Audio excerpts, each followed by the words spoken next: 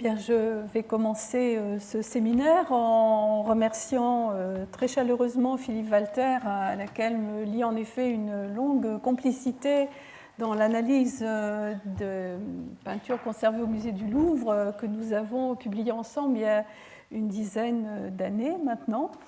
et qui a été pour moi une expérience tout à fait exceptionnelle pour entrer justement dans la matérialité de ces œuvres antiques et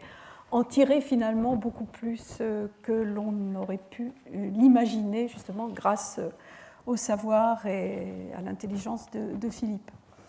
Peut-on connaître l'atelier du peintre antique? C'est justement pour poursuivre ce dialogue avec lui que j'ai choisi bien imprudemment ce titre. Et il a fallu maintenant traiter la question posée. Cette question, en effet, est simple au premier abord et elle évoque tout de suite un thème récurrent dans la peinture moderne et contemporaine. Vous venez d'en voir de multiples exemples, mais vue depuis l'Antiquité classique, elle est pourtant doublement problématique. La figure du peintre, comme celle du sculpteur, est-elle différenciée de celle de l'artisan, au point que l'on puisse définir des personnalités artistiques au sens plein du terme ? Et si l'on peut répondre par l'affirmative, peut-on cerner de façon précise les lieux où ces peintres exerçaient leurs activités? La notion d'atelier est-elle pertinente? En un mot, la question elle-même n'est-elle pas anachronique? Eh bien, je ne me suis pas arrêtée à ce premier paragraphe, donc je vais essayer de répondre. Et en disant d'abord que la réponse à ces questions varie de façon considérable en fonction des sources sur lesquelles se fonde l'analyse. Le contraste est grand, en effet, entre les textes littéraires qui permettent de répondre en partie par l'affirmative à la question posée et les sources archéologiques. Ces dernières permettent d'appréhender la réalité des ateliers sous l'angle de la production artisanale, pour la terre cuite, pour la métallurgie, et pour les productions en série, donc destinées aux usages courants. Elle permet aussi d'atteindre les formes raffinées des différents artisanats d'art. Mais jusqu'à quel point nous permettent-elles, en particulier dans le domaine de la peinture, sur lequel notre exposé se concentrera, de poser un parallèle précis entre les textes et la matérialité des œuvres que nous avons conservées? Les progrès considérables dans l'analyse physico-chimique des matériaux que ce cours du Collège de France illustre chaque semaine, en particulier les perfectionnements sans précédent des méthodes non invasives d'analyse des surfaces peintes, les progrès tout aussi importants dans le traitement des images numériques, donc l'observation à proximité des objets, mettent à notre disposition de nouveaux instruments nous permettant de pénétrer plus avant dans cette matérialité des œuvres et en même temps jetant une lumière nouvelle sur les savoir-faire et les descriptions consignées dans les sources écrites. J'essaierai donc de montrer au cours de cet exposé en quoi cette approche nouvelle et extrêmement prometteuse donne une nouvelle légitimité à la question que nous posons et permet en même temps de la renouveler. Et là, ce sont des chantiers qui s'ouvrent tout autant que des chantiers qui commencent à se fermer, ou au moins se conclure. Les sources iconographiques elles-mêmes,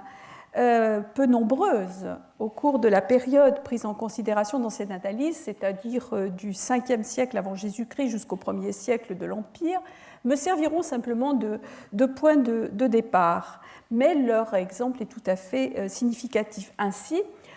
sur cette coupe bien connue du peintre attique de la fonderie que l'on montre chaque fois qu'on parle de la technique et de la critique d'art dans l'Antiquité, parce qu'on n'en a pas beaucoup, nous montre-t-elle bien sûr toutes les étapes de fabrication et d'assemblage de la statue, mais nous montre aussi de l'autre côté probablement les propriétaires de l'atelier qui regardent les garçons en train de façonner la dernière étape de la statue, qui est une statue probablement divine. Nous avons aussi l'exemple pour la céramique de cette hydrie, calpis du peintre de Leningrad, qui nous montre un atelier de céramistes ou peut-être d'ailleurs d'artisans en train de travailler le métal. On a proposé les deux choses et l'on notera d'ailleurs la présence d'une femme travaillant aussi ici dans un petit coin de l'atelier. Dernier exemple intéressant, ce cratère apulien qui nous montre cette fois-ci, alors que la statue d'Héraclès est en train d'être terminée, le peintre qui porte, puisque les statues étaient peintes, qui porte les dernières retouches à la représentation du dieu, qui lui-même d'ailleurs a l'air un petit peu sceptique sur l'image embellie et agrandie qui est donnée de lui. Ce qui est très intéressant pour les techniques de l'atelier, c'est qu'on voit le garçon qui est en train de préparer, nous sommes dans une des techniques de la peinture dont les liants et la cire d'abeille, la technique à long caustique, est en train de préparer sur des braises la cire chaude qui va permettre l'application de la couleur. Je dis tout de suite, parce que je n'aurai peut-être pas le temps à la fin d'exposer de revenir beaucoup là-dessus, que cette technique à long caustique reste un des problèmes majeurs qui se posent à l'analyse de la matérialité des œuvres. On a cru savoir beaucoup, les textes anciens en parlent beaucoup, mais nous avions pu justement avec Philippe Walter à propos des méthodes de Sirène, faire des analyses intéressantes qui nous montraient un usage de techniques mixtes, utilisant comme liant la cire, mais d'autres liants en même temps. Et c'est un chantier qui reste largement ouvert, et j'y reviendrai dans les conclusions. À l'autre extrémité de la période prise en considération, nous avons d'autres images rares, n'est-ce pas, de peintres en activité. C'est par exemple à Pompéi, dans la maison du chirurgien, cette femme peintre qui est en train de mettre la dernière main un petit tableau votif et probablement représentant en fait une statue de Priape. Donc nous sommes dans un contexte d'abord féminisé, où l'érotique n'est pas très loin, et où d'ailleurs les deux femmes qui sont peut-être, dont l'une d'entre elles est peut-être la commanditaire du petit tableau, vont sans doute offrir ce petit tableau à Priape pour favoriser leur vie peut-être amoureuse. Et même si le tableau est très abîmé, on voit à l'arrière-plan en fait que nous ne sommes pas véritablement dans un atelier, mais à proximité d'un sanctuaire dont les traces figurent à l'arrière-plan. Vous voyez que la figure de l'artiste n'est pas du tout celle que nous allons voir apparaître dans les textes. Elle est soit représentée sous un angle féminin, soit, dans d'autres cas, même présentée de manière parodique sous la forme de pygmées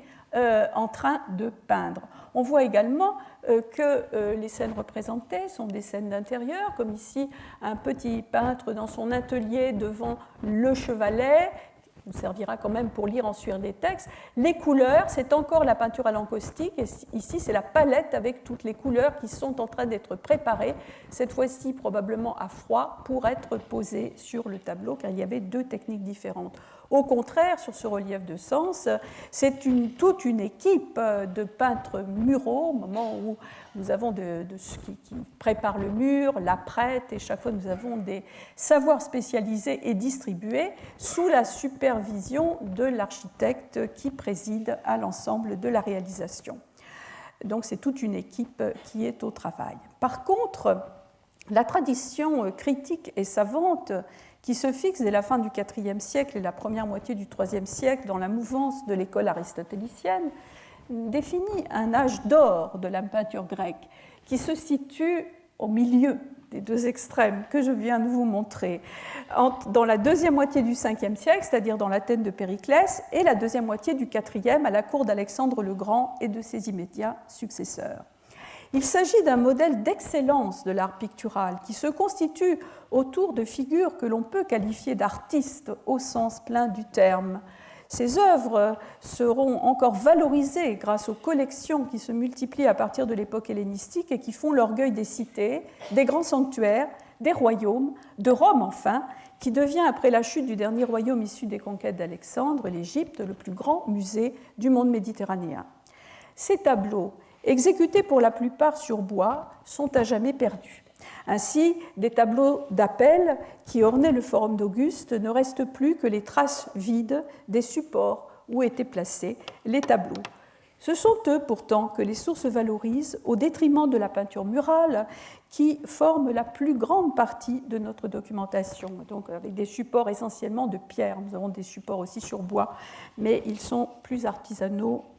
et plus tardifs. Les œuvres elles-mêmes, dont la liste la plus importante se trouve dans l'Excursus de Pline l'Ancien au livre 35 de l'Histoire naturelle, se réduisent à des titres, tout au plus à l'évocation d'un détail, en particulier dans les épigrammes, qui permettent aussi de tester la célébrité des œuvres. Par exemple, l'Aphrodite sortant des ondes d'appel recueille tous les suffrages. Certaines descriptions rhétoriques ou poétiques prennent néanmoins le tableau comme sujet. C'est le cas, par exemple, de la famille de Centaure, de Zeuxis ou de la calomnie d'Apelle. Mais nous avons les descriptions de Lycien. Les tableaux ont-ils existé? Sont-ils des fictions de l'écrivain, qui est très facétieux? En tout cas, ils ont inspiré les peintres de la Renaissance. Ici, le célèbre tableau de Botticelli, qui s'est même la calomnie, qui s'est même permis sur le socle où siège le roi de représenter, de faire une petite esquisse d'une autre description, la Centauresse et ses enfants. Autre source d'inspiration pour les peintres de l'époque moderne, ce sont les anecdotes. Les anecdotes qui constituent la trame de vie d'artiste qui se constitue pendant cette même période, fin 4e, 3e siècle, que l'on trouvera très développée bien sûr plus tard avec Plutarque en particulier, et ces vies d'artistes qui inspireront aussi beaucoup les Vitae de Vasari, dont Philippe Walter vous a parlé tout à l'heure. Ainsi, pour l'Hélène de Zeuxis, le peintre avait exigé que les 5 jeunes filles les plus belles de Crotone lui soient présentées pour modèle. C'était un acte à la hauteur du maître qui inventait ces nouvelles techniques, puisqu'il ne s'agit pas, comme dans la plupart des cas, de courtisanes, par exemple la célèbre Phryné pour Praxitèle, ou encore pour Apelle, ni même de Pancaspé, la maîtresse qu'Alexandre avait cédée aux peintres, mais de jeunes filles de conditions libres. Et la cité avait donc dû statuer par décret pour qu'elles puissent être présentées comme modèles. Ces anecdotes mettent en place le thème récurrent du peintre, de son modèle, du lien intime qui relie la peinture à l'érotique et qui forme un thème dominant dans la littérature jusqu'à l'Antiquité tardive, en particulier dans le roman. Et Angelica Kauffmann, en imaginant Zeuxis au milieu des jeunes filles de Crotone, on remarque d'ailleurs qu'au lieu de représenter l'Hélène, pour représenter l'Hélène, Angelica Kauffmann a pensé non pas au modèle d'une jeune fille ou de 5 jeunes filles, mais de celui du modèle des 3 grâces qui était en vigueur à l'époque, a très bien imaginé et illustré cette anecdote. Ces anecdotes nous permettent d'aller plus avant dans notre analyse,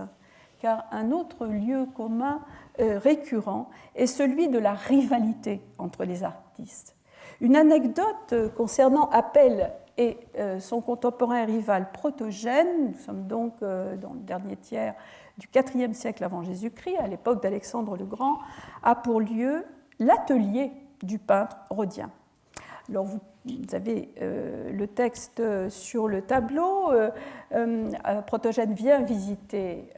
l'atelier. Officina dit Pline en latin, c'est le mot par lequel il désigne tout type d'atelier, pas seulement un atelier de peintres et d'artistes.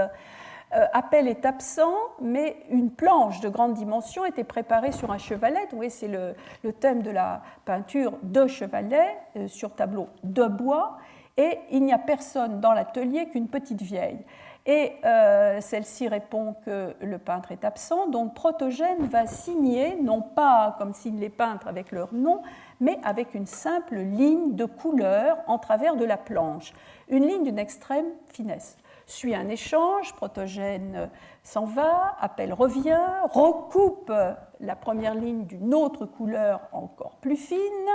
et le petit jeu continue une 3e fois jusqu'à ce que justement Protogène s'avoue vaincu et disent que véritablement c'était Apelle qui avait tracé le trait le plus fin. Ce qui est très intéressant, c'est la conclusion de Pline l'Ancien, parce qu'il nous dit avoir vu le tableau. il est très rare que Pline, qui est notre principale source sur l'histoire des peintres et des sculpteurs grecs de l'Antiquité, nous donne un détail de sa propre biographie. Il nous dit que cette œuvre a péri dans le premier incendie du palais des Césars, sur le Palatin. Et il nous dit aussi qu'il a vu jadis cette planche. Elle ne contenait rien sur sa vaste surface que des lignes qui échappaient presque à la vue au milieu de beaucoup d'ouvrages remarquables et paraissaient presque vides, mais par cela même elle attirait le regard et devint plus célèbre que tout autre morceau. Ce détail, cette remarque de Pline est extrêmement intéressante puisqu'on nous parle des peintres les plus élevés dans l'art de la peinture grecque, qui ont naturellement fait des expériences extraordinaires sur la couleur, nous allons en parler, et pourtant on parle de 3 lignes de dessin. Cette anecdote semble une parfaite illustration d'une remarque d'Aristote, suivant laquelle les plus belles couleurs versées au hasard ne vaudront pas une image, ou même un portrait en noir et blanc. Cette prééminence, nous l'avons vu aussi tout à l'heure, de la ligne qui est la marque initiale du grand talent sur la couleur. Et on peut dire que même les documents qui ne sont pas les chefs-d'œuvre perdus de ces peintres, sur lesquels nous pouvons appuyer notre analyse, insistent prodigieusement sur cette tension entre la ligne et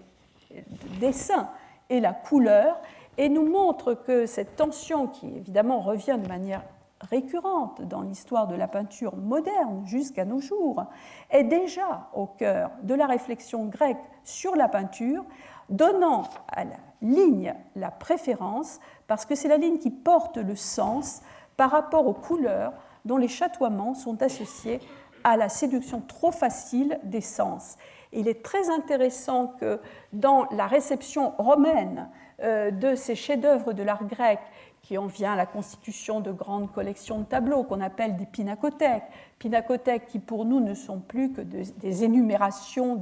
dans des textes, les tableaux étant perdus, mais qui ont donné lieu dans la peinture décorative romaine des maisons, et ici nous sommes à Rome,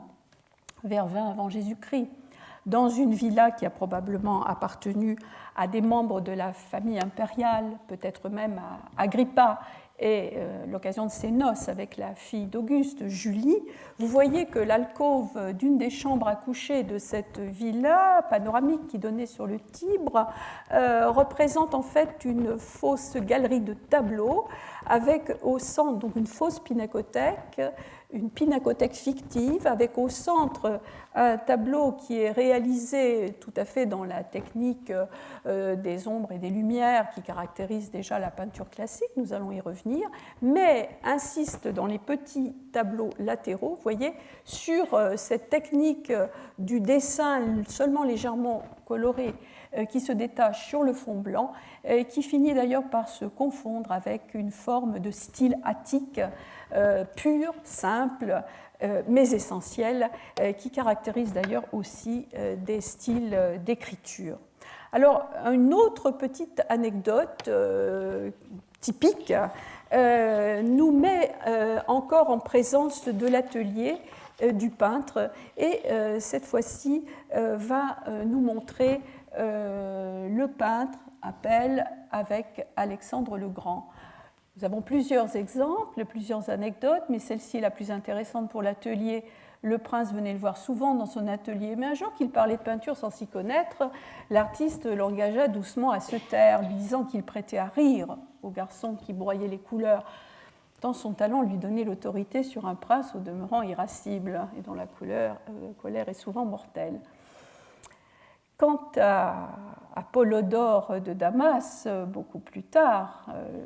le génial architecte des forums de Trajan, qui a aussi certainement supervisé les travaux de la colonne Trajane, il aura beaucoup moins de chance avec Hadrien, qui le détestait. Si l'on en croit le témoignage de Dion Cassius, Hadrien l'exila d'abord, puis le fit mettre à mort, prétextant quelques crimes, mais en réalité parce qu'un jour où Trajan lui donnait des instructions pour ses travaux, Apollodore avait répondu à une observation déplacée d'Adrien, qui n'était pas encore au pouvoir, « Va-t'en peindre tes citrouilles, car pour ceci tu n'y entends rien ». Or, dans le moment, Adrien tirait vanité de ce genre de peinture. Donc, tension, dessin, couleur, prééminence du dessin, mais pourtant, nous savons aussi, par ces mêmes sources antiques, et j'y ai déjà fait plusieurs allusions, que la peinture classique est dominée justement, la peinture classique est dominée par un changement radical dans la représentation qui s'attache à l'expression du monde sensible, des objets, des corps humains se mouvant dans l'espace. Cette recherche repose sur une innovation dans le domaine de la couleur, l'invention de la technique des ombres et des lumières, dont les pionniers sont justement Apollodore d'Athènes et Zeuxis. Et juste pour avoir une impression visuelle, vous voyez la différence et la révolution que peut apporter cette nouvelle technique de maniement des ombres et des lumières. En haut, vous avez la tombe du plongeur de Paestum de 480 avant Jésus-Christ environ. Vous voyez que les couleurs sont encore légèrement, il y a quand même de petits mélanges, mais essentiellement planes sur le fond, qui se détachant sur le fond blanc, alors que dans le sarcophage des Amazones, découvert à Tarquinia, mais probablement de facture tarentine, nous sommes vers 330-320 avant Jésus-Christ, vous voyez tous les effets qui résultent de cette nouvelle technique. Et d'ailleurs, Pline l'Ancien, au début de son bref traité sur l'histoire des peintres, commence justement par cette invention. L'art, il considère que, et les auteurs grecs dont il s'inspire le considèrent avant lui, que l'art finit par acquérir sa propre autonomie, c'est-à-dire il n'est plus seulement au service de l'architecture polychrome, de la sculpture polychrome. Nous avons vu tout à l'heure l'exemple du peintre qui met la dernière main à la statue d'Héraclès. L'art finit donc par acquérir sa propre autonomie et découvrir les lumières et les ombres, lumen atque umbras, qui permettent l'exaltation réciproque des couleurs par leur contraste. Puis vint s'ajouter l'éclat, splendor, autre valeur encore que la lumière. Ce qui les sépare de l'ombre, on l'appela tonos, un terme qui est emprunté aussi à la musique, qui montre qu'il y a d'ailleurs une réflexion sur tous les sens et tous les arts liés au sens. Donc la tension, l'endroit où les deux couleurs se rencontrent et passent de l'une à l'autre, armoquet, harmonisation, ce que Philippe Walter vous a montré tout à l'heure, en particulier à propos des glacis de Léonard imités et transformés par Raphaël, est justement dans ce domaine de l'armoquet, de l'harmonisation et des passages insensibles de l'ombre à la lumière. Donc ces savoir-faire et ces gestes des peintres que nous essayons de reconstituer, vous voyez, à partir d'une documentation rare et fragmentée, constituent donc, si l'on s'en tient aux sources écrites, les pièces d'un art savant, codé, qui était réparti en genres. Du point de vue technique, la littérature critique, qui se fonde à la fois sur les écrits des peintres eux-mêmes, plusieurs avaient écrit des traités, Appel le premier, et sur les premiers traités d'histoire de l'art, qui se mettent en place aussi à la fin du IVe, début IIIe siècle, et qui nous donnent les mots grecs et les mots latins pour décrire ces réalités. Donc, cette critique d'art en formation met au point un certain nombre de critères d'évaluation de l'œuvre d'art. Parmi ces critères, il y a bien sûr la recherche de la précision, destinée à créer l'effet de réel par une mimésis sans cesse plus poussée. Ainsi, par exemple, sur la façade de ce tombeau macédonien, vous voyez, représenter des soldats en deuil à l'entrée de la tombe, presque comme s'ils étaient des personnages vivants. La recherche du mouvement dans l'image immobile. Par exemple, dans cette tombe du prince à Vergina, nous sommes toujours dans cette deuxième moitié du IVe siècle, le traitement très traditionnel depuis l'époque archaïque de la frise représentant une course de chars qui est complètement modifié puisque l'on représente les animaux dont les jambes d'ailleurs sont représentées par une observation si précise qu'on peut pratiquement la rapprocher des photographies de Muybridge beaucoup plus tard. Donc la course est représentée dans différentes positions de l'attelage tournant autour de la borne. Et nous savons qu'à la même époque, Aristote et ses disciples faisaient des observations très, très précises sur les animaux, leurs mouvements, disséquant aussi les animaux et aussi d'ailleurs les êtres vivants. Les cadavres, bien entendu. Donc, il cherche aussi à définir un système de proportions défini, variable, avec des canons variant d'un artiste à l'autre,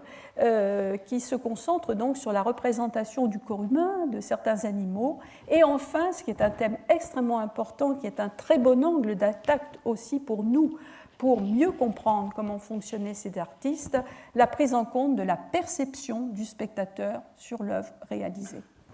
Il est possible aujourd'hui, justement, de décrire, d'analyser de façon toujours plus fine ces savoirs techniques grâce au procédé d'analyse de l'image, d'analyse des matériaux, de leurs supports, de confronter ces observations avec les données des textes et donc de renouveler de façon décisive les informations que nous pouvons en tirer. Je vais maintenant vous montrer quelques exemples, mais par rapport aux conclusions auxquelles est arrivé Philippe Walter à la fin de son cours, c'est-à-dire que lui dispose d'un nombre d'observations et de résultats quantifié très important sur la matérialité des œuvres modernes jusqu'à l'époque contemporaine. Nous, et dans l'exposé qui va suivre, je vais vous montrer plutôt des images, des représentations, et bien sûr qui maintenant peuvent s'appuyer sur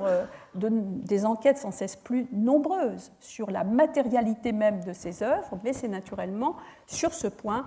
qu'il faudra maintenant avancer encore plus et surtout concentrer toutes les informations qui sont déjà accumulées. En effet, les témoignages picturaux sont abondants sur l'Antiquité gréco-romaine. Ils offrent des exemples nombreux pour analyser toutes ces manières, tous ces gestes du peintre, pour essayer de saisir par le traitement des surfaces les traces de son geste, les traits tracés, incisés, les repentirs, les applications de la couleur, les différences entre ses pinceaux, ses broches, ses éponges, tout ça, nous pouvons le faire. Nous pouvons le prouver aussi par les macrophotographies. Nous pouvons mieux connaître les différents espaces dans lesquels s'exerce son art individuel ou de groupe. Mais les sources écrites signalent aussi d'ailleurs des différences profondes entre toutes ces formes de la peinture. Il n'y a pas que les grands tableaux. Il y a aussi des formes plus humbles, à but utilitaire, qui ne sont pas faites pour être contemplées comme des œuvres d'art, qui ornent les façades des maisons. Par exemple, ces peintures de Délos, qui sont liées à des pratiques liturgiques.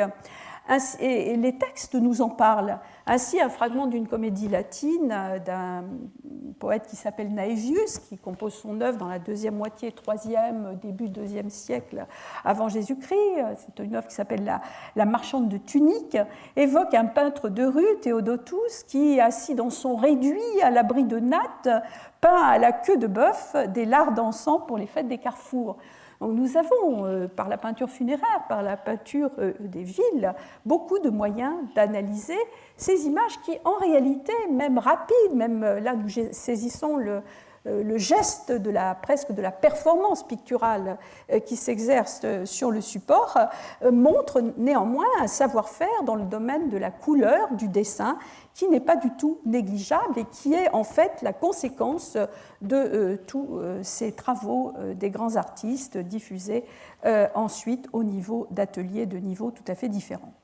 Mais ce qui a changé considérablement la situation aujourd'hui, y compris en direction du grand public, vous avez eu de très très belles expositions, y compris à Paris par exemple, sur la Macédoine, ce sont les découvertes majeures qui sont advenues dans les 30 dernières années en premier lieu donc en Macédoine et dans la nécropole royale de Vergina. Je vous montre un détail du tableau qui ornait, de la fresque qui ornait la façade du tombeau de Philippe II de Macédoine, le père d'Alexandre, Alexandre étant représenté au centre de l'image à cheval. Vous savez que c'est un tableau tout à fait exceptionnel. Et je reviendrai tout à l'heure sur le détail de l'extrême droite qui, dans un paysage montagneux tout à fait exceptionnel, montre le roi assassiné en train de mettre à mort le lion, qui est le symbole même du pouvoir souverain,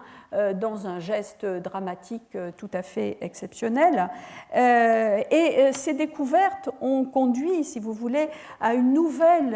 reprise, une nouvelle analyse de monuments. Donc voilà les découvertes de Macédoine, la tombe de Perséphone aussi, sur lequel je reviendrai tout à l'heure, un autre détail de la tombe de Philippe II, la tombe des Palmettes à Lefkadia en Macédoine. Puis elles ont amené à regarder des peintures qu'on connaissait depuis longtemps,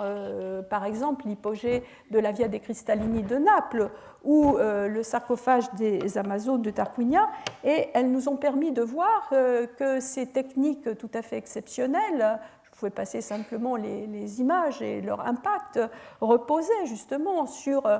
des manières extrêmement différentes de jouer avec le dessin, avec les taches de couleur, avec les effets dans l'œil du spectateur de fusion optique, comme par exemple ici sur la tête d'Hadès, ou au contraire dans cette tête de Gorgone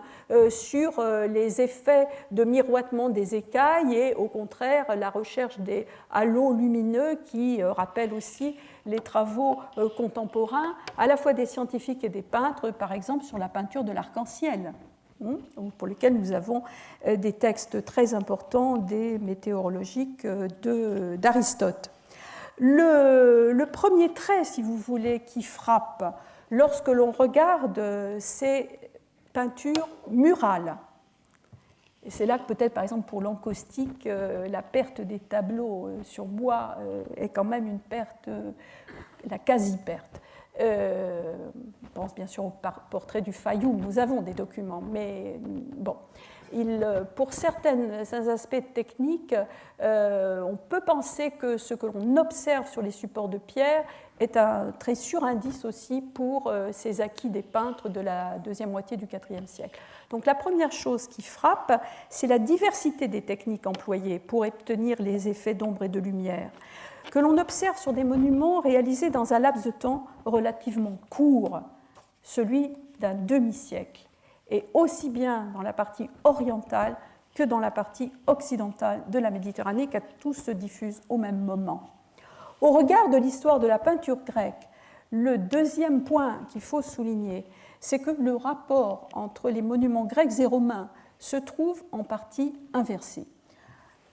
Jusqu'à ces découvertes, les spécialistes le faisaient déjà, mais ces découvertes enrichissent d'une manière considérable la matière justement picturale que l'on peut analyser. Au lieu donc de chercher dans les monuments romains, peintures et mosaïques, les traces de prototypes perdus, on est en mesure d'analyser aujourd'hui, à partir d'œuvres qui sont contemporaines des chefs-d'œuvre cités dans les sources écrites, le travail de transfert et de réélaboration de techniques et de modèles mis en œuvre dans les monuments, ensuite, de la fin de la République et du début de l'Empire, lorsque la catastrophe du Vésuve nous livre une des pinacothèques les plus riches de l'Antiquité, contemporaine de l'œuvre de Pline l'Ancien, la source la plus complète sur l'histoire des peintres antiques. C'est ça le point tout à fait essentiel, tout à fait nouveau, sur lequel on est loin d'avoir fini de travailler. Aux deux extrémités, nous avons d'une part des tombes royales et des tombes de l'aristocratie macédonienne. Et nous avons de l'autre côté des demeures impériales, le palais d'Auguste sur le Palatin, plus tard la Domus Aurea, je vous ai parlé tout à l'heure de la villa de la Fardésine,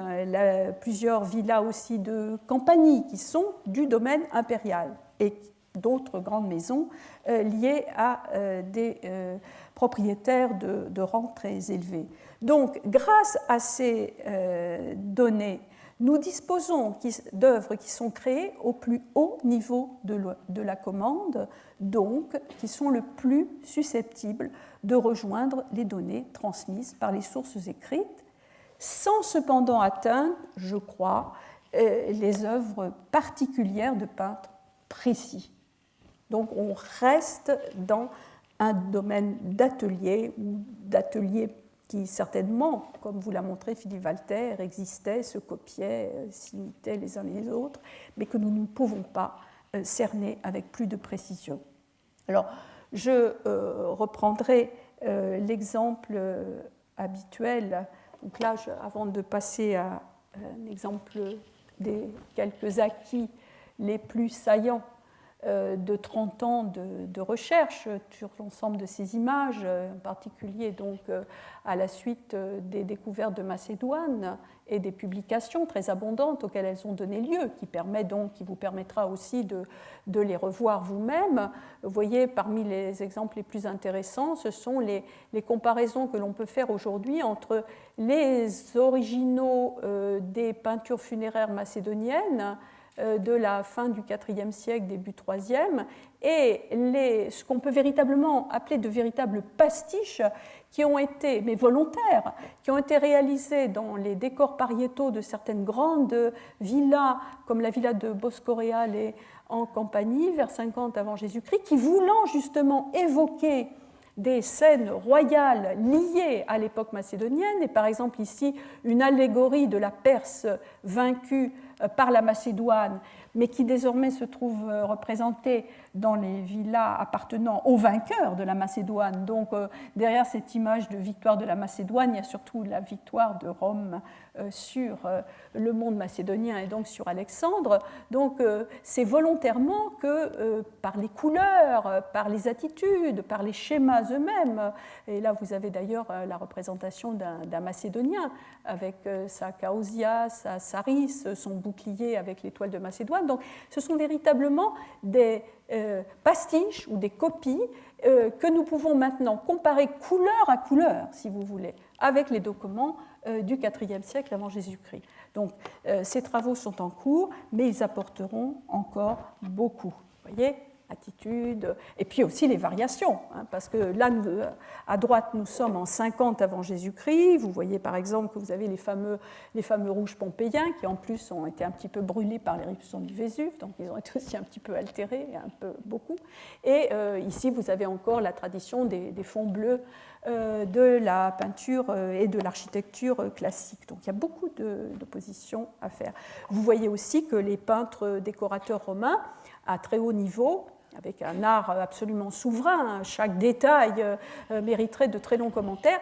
s'amusent dans les décors secondaires des palais à évoquer justement des frises de chasse qui sont des clins d'œil à des tableaux aujourd'hui perdus, mais dont nous avons au moins carté une version avec la façade du tombeau de Philippe II à Vergina. Donc là encore, vous voyez, nous pouvons d'autant plus donner de valeur à la fresque, enfin semi-fresque de la deuxième moitié du IVe en regardant ce que une telle image devient justement dans une imitation d'architecture palatiale vers 50 avant Jésus-Christ dans une villa romaine. Alors, comme l'heure avance, je donnerai simplement rapidement, vraiment à titre d'illustration, j'irai vite, l'exemple désormais classique des peintures de Vergina, donc deuxième moitié quatrième, en commençant par la plus ancienne, la tombe de Ridis, peut-être la mère de Philippe II. L'essentiel de ce que je vous dirai très très brièvement, vous pourrez le lire attentivement dans les différentes publications de ces monuments qui vont apparaître d'ailleurs en bas des diapos. Et je m'appuierai tout particulièrement sur un très beau livre d'Ariklia Brikoulaki consacré justement à la peinture funéraire de Macédoine et qui rassemble justement à la fois l'observation la plus minutieuse des monuments eux-mêmes avec toutes les données physico-chimiques qui ont pu être rassemblées pour analyser ces œuvres exceptionnelles. Donc nous verrons successivement 3 tombeaux, mais très rapidement, la tombe de Ridis, la façade de la tombe de Philippe II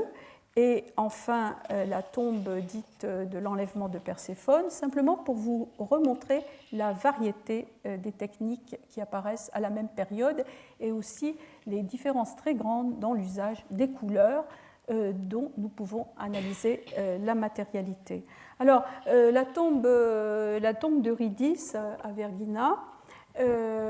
c'est une tombe dans laquelle la représentation figurée, conformément d'ailleurs à des traditions bien établies dans le monde grec, est tout à fait secondaire, puisque vous voyez que la scène figurée apparaît en fait sur le trône de marbre, décoré à la feuille d'or et avec des couleurs très vives comme le rouge cinabre, sur lequel était posé le coffret avec les cendres de la défunte. L'essentiel du décor à l'intérieur de la tombe, c'est une fausse façade, si bien imitée d'ailleurs que les pilleurs de la tombe avaient essayé de forcer la porte, vous voyez, croyant qu'elle était véritablement réelle. Donc on voit ce jeu, n'est-ce pas, avec la mimésis la plus exacte possible. Dans cette tombe, c'est le blanc qui domine, le blanc, le brillant, et les couleurs pures, comme la feuille d'or qui a été appliquée également sur une partie du cadre qui sélectionne la scène principale du trône et qui représente l'épiphanie des souverains des enfers, Hadès et Perséphone. C'est une peinture réalisée justement à la détrempe avec un liant qui est la gomme arabique, et nous voyons grâce aux macro-photographies que les chevaux dont la silhouette se distingue, vous voyez, par le pur jeu des couleurs, comme avec une ligne extrêmement tranchée sur le fond, en fait, elle est réalisée par la densité d'application de la touche colorée sur ces robes brunes et blanches qui sont construites, comme vous le voyez ici, sur des dégradés progressifs du même ton. Et parmi les éléments qui accroissent la luminosité, on relève l'usage étendu et diversifié d'un matériau sur lequel nous avons beaucoup travaillé, et Philippe Walter le premier, lui aussi, enfin, qui est apparu comme une substance qui unifie toutes ces peintures, c'est le blanc de plomb, utilisé en sous-couche ou mélangé à d'autres pigments comme le bleu égyptien pour obtenir le gris bleuté du fond. Donc là, par exemple, autour du blanc de plomb, nous avons maintenant, sur la matérialité d'un bon nombre de ces œuvres, un dossier tout à fait consistant et tout à fait intéressant.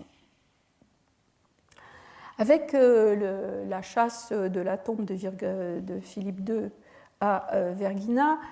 c'est une toute autre situation que nous pouvons observer, car cette fois-ci, et c'est un des traits distinctifs de cette peinture, la représentation d'une scène paysagère sur lesquelles, très complexe, je n'y reviendrai pas, mais c'est quand même fondamental pour l'histoire de la peinture du paysage, c'est la preuve que dès l'époque classique grecque, il y avait une peinture de paysage. Vous voyez que les différentes scènes de chasse devant ce paysage nous montrent des chasseurs représentés dans des poses très culturales et qui ne s'intègrent pas complètement dans le décor végétal, puisqu'ils sont représentés tous avec égalité, sauf pour le roi bien sûr, de leur échelle, ce qu'on appelle l'isocéphalie. Et donc, si vous reportez aux travaux dont j'ai parlé tout à l'heure,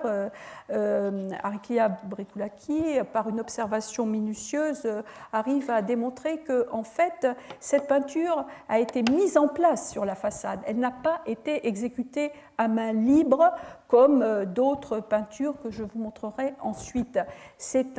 une peinture qui a été transposée sur la façade, exécutée bien sûr dans des cadres bien précis. Et outre le travail sur les corps, sur les draperies, un autre point qui est très très important, mais comme la peinture a été exécutée dans une technique qui n'est pas vraiment celle de la fresque. Elle mélange un peu les principes de la fresque, c'est-à-dire donc de la prise des couleurs sur l'enduit encore frais, mais une partie de la couleur a été travaillée dans un second temps à tempéra, et lorsque la pierre a été jetée sur la façade de cette tombe, puisque cette tombe était ensevelie sous des tumulus, évidemment, les couches de couleurs ont tombé, mais nous permettent de voir aussi les travaux de superposition, les travaux de hachure qui n'auraient pas dû bien sûr être visibles puisque l'ensemble était recouvert pour créer des carnations, la couleur chair étant un des défis que les peintres se lancent pour montrer l'excellence de leur art. Alors dans ce genre de tableau malheureusement très, très abîmé, vous voyez ici le lion plutôt, vous voyez les travails sur les pattes, les griffes, et vous voyez comment les chiens qui sont en train de s'attaquer à la bête sont représentés dans des mouvements extrêmement complexes, et il s'agit justement par une grande technique dans l'art des contours, mais aussi dans la capacité à représenter une superposition des membres des animaux et des membres des chasseurs, de faire que la mêlée violente soit à la fois particulièrement sensible, mais en même temps suffisamment lisible pour ne pas créer de confusion. Et l'analyse de détail montre par exemple ces jeux de transition qui apparaissent, par exemple le jeune Alexandre au centre de la chasse ou le chasseur de droite qui apparaît dans ce groupe. Ces chasseurs sont cernés de rose pâle alors que d'autres groupes, c'est ce que vous avez ici, se détachent sur des fonds bleu-gris ou blanc cassés. Les étoffes, les fonds, le pelage des animaux montrent ces superpositions et sur les visages et les corps, comme je vous l'ai dit, on voit ces hachures qui jouent sur l'opposition des gris, des roses et des rouges. Enfin, dans la tombe de Perséphone, alors avant de passer à la tombe de Perséphone, quand même un petit mot qui me servira dans les conclusions pour les questions d'atelier. La tombe de Philippe II, dès sa découverte, a été comparée justement pour la violence des scènes de chasse et des mises à mort d'une mosaïque très célèbre qui nous a été conservée jusqu'à nous grâce à la copie, donc grâce au fait que cette mosaïque est une copie très minutieuse probablement d'un tableau, lequel on a proposé beaucoup d'auteurs, beaucoup de tableaux, disons d'un tableau réalisé représentant une des scènes de bataille d'Alexandre contre Darius. On a proposé plusieurs peintres à l'origine de ces tableaux, Philoxénos d'Érythrée, plus récemment Apelle. Comme je vous dis, les textes sont à la fois précis mais pas assez précis pour que nous puissions véritablement trancher. Toujours est-il que, vous voyez, cette scène extrêmement dramatique où le roi fait un geste pathétique vers son compagnon qui se laisse transpercer et tuer pour que son cocher puisse l'emporter. Vous voyez la violence des chevaux, l'image du mourant dont le visage se reflète dans le bouclier, qui est donc un jeu avec le spectateur. Vous voyez que la mosaïque de la Maison du Faune au IIe siècle avant Jésus-Christ, heureusement, au fond, nous a gardé un témoignage indirect si l'on veut, mais néanmoins proche des créations, de ces grandes créations de la fin du IVe siècle. Et évidemment, cette scène a gagné encore plus de valeur quand on a pu la comparer avec l'original de la fin du IVe siècle. C'est exactement le même jeu de va-et-vient entre la mosaïque et la peinture que celui que je vous ai montré tout à l'heure, trop rapidement j'en conviens, à propos de la peinture de Bosco-Réal et des fresques de Macédoine. Remarquez aussi au passage le geste du roi et de son cocher qui forme un schéma divergent et qui a permis, peu de temps après la découverte de la tombe, un autre grand spécialiste de la peinture antique, Paolo Moreno, de repérer dans le troisième monument que je vous montre de Vergina, de la fin du IVe siècle, trouvé sous le même tumulus que la tombe de Philippe II, mais déjà pillé, de voir dans la scène représentant l'enlèvement de Perséphone par Hadès, ce même, voyez, mouvement de composition opposée qu'on a pu rapprocher de certains textes anciens qui nous disent que les peintres de cette époque, en particulier un des peintres qu'on a nommé comme candidat, qui a été nominé comme candidat pour cette peinture, mais je pense qu'il est un peu imprudent de nommer des noms précis, Nicomaque de Thèbes, nous dit-on, avait inventé des abrégés de peinture qui lui permettaient de réaliser des œuvres en très peu de temps, au point que certains de ses commanditaires trouvaient qu'il n'était pas sérieux parce qu'il n'avait pas passé assez de temps sur le tableau. Ce ne sont pas les glacis de Léonard de tout à l'heure. Donc ces méthodes rapides de peinture reposent bien sûr sur des techniques de la couleur, par exemple l'application des couleurs non mélangées dont l'effet se fait dans l'œil du spectateur, donc jouant sur la subjectivité de la perception, mais aussi des schémas, si vous voulez, pathétiques, par exemple ici, pour rendre le modèle contrarié. Eh bien, Paolo Moreno avait très bien vu, et il a tout à fait raison, que ce schéma contrarié, on le retrouve dans la mosaïque de la bataille d'Alexandre contre Darius. Donc vous voyez là, et il y a bien d'autres travaux qu'il faudra faire sur d'autres monuments romains, y compris plus tardifs, et certains d'entre eux ont déjà été faits, pour repérer ces schémas et retrouver des manières qui, sans nous renvoyer à un atelier précis, comme pourra le faire le spécialiste de la période moderne, de la Renaissance ou des époques postérieures, nous permettra au moins de voir que l'on remonte vraiment à ces grandes créations de l'âge d'or de la peinture dont les Romains ont hérité et surtout qu'ils ont valorisé et retransmises jusqu'à nous, en particulier par les collections des œuvres accumulées à Rome. Alors en particulier, vous voyez, on voit ce schéma est particulièrement visible, et là c'est une fresque qui a été exécutée à main nue, non transposée, et vous voyez la vivacité du dessin et la dextérité aussi pour le rendu d'un mouvement pathétique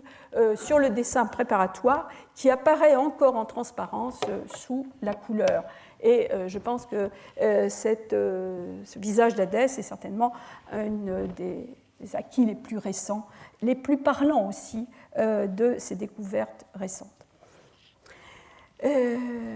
Ici, comme vous le voyez, la rapidité d'exécution domine et elle joue sur les effets de superposition, de transparence et confirme une maîtrise absolue des effets de la couleur, livrée de façon plus immédiate que dans les exemples précédents, plus attentif à l'acribie du rendu naturaliste des détails. Mais cette tombe était faite pour être refermée et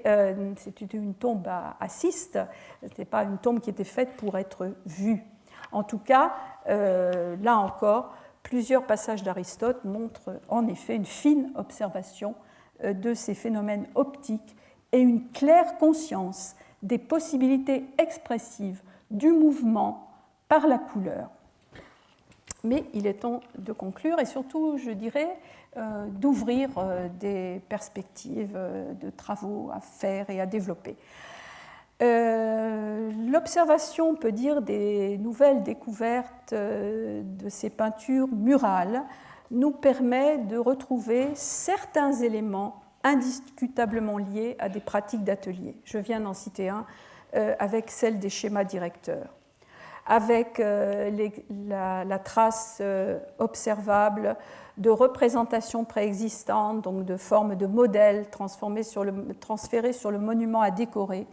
et non exécutées, donc à ce moment-là à main libre.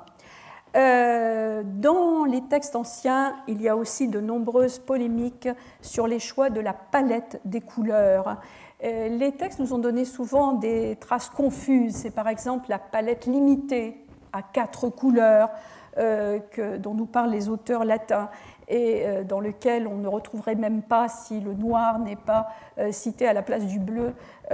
puisqu'il y a le blanc, le jaune, le rouge et le noir, on ne pourrait même pas générer les couleurs primaires. On voit bien qu'il s'agit plutôt de style volontairement limité, mais quand on observe toutes ces peintures, on voit très bien qu'il y a beaucoup de bleu, il y a beaucoup de vert, et l'absence du bleu de la peinture antique est un mythe moderne. D'autre part, à partir de la deuxième moitié du IVe siècle, on voit aussi dans les textes des polémiques contre des usages pour l'usage de couleurs brillantes, clinquantes, qui jouent sur des harmonies violentes de couleurs, presque discordantes, comme vous pouvez les observer par exemple sur la tombe de Saint Athanase près de Salonique. Ces peintures sont liées à l'usage non parcimonieux désormais par ces généraux enrichis dans les conquêtes d'Alexandre de pigments très vifs et brillants comme par exemple le rouge cinabre ou des lacs d'origine végétale au nom évocateur produites par des substances exotiques comme le bleu indigo ou un certain rouge vermillon. Et cette réalité donc a des échos dans les pratiques d'atelier, comme vous le montre le détail que vous avez sous les yeux. Non seulement des échos qui vont se poursuivre à l'époque romaine, mais aussi des polémiques durables. En ce qui concerne ces pratiques d'atelier, ce sera ma dernière remarque, une lecture attentive de Pline nous montre que dans sa brève Histoire des peintres, au livre 35,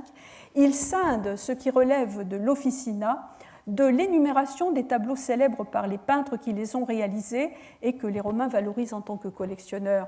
Or, ces réalités de l'atelier qui sont présentées dans la première partie, c'est une énumération des matériaux. Et c'est là qu'une enquête plus systématique, à partir des nouveaux résultats acquis, devrait permettre de nouvelles avancées. Ainsi, plusieurs remarques de Pline nous montrent que ces peintres classiques ont fait des recherches particulières sur les matières colorantes, que souvent ils ont inventé, alors peut-être leur garçon d'atelier, mais en tout cas cherché de nouveaux matériaux. Et on s'aperçoit que souvent, ces nouveaux matériaux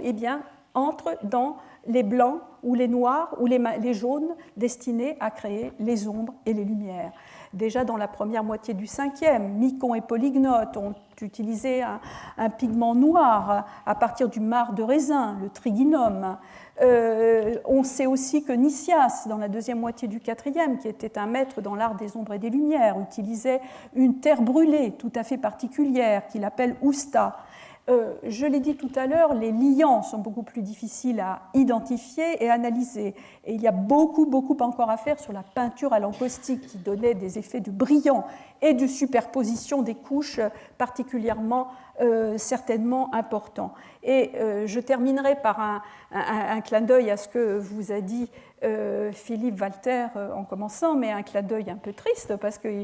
mais en même temps optimiste, car je ne doute pas que nous trouverons une solution en analysant un peu plus avant la matérialité des œuvres. C'est ce passage très intrigant de l'histoire naturelle de Pline l'Ancien à propos d'un certain Atramentum d'Apelle. On nous dit d'ailleurs qu'il avait utilisé un noir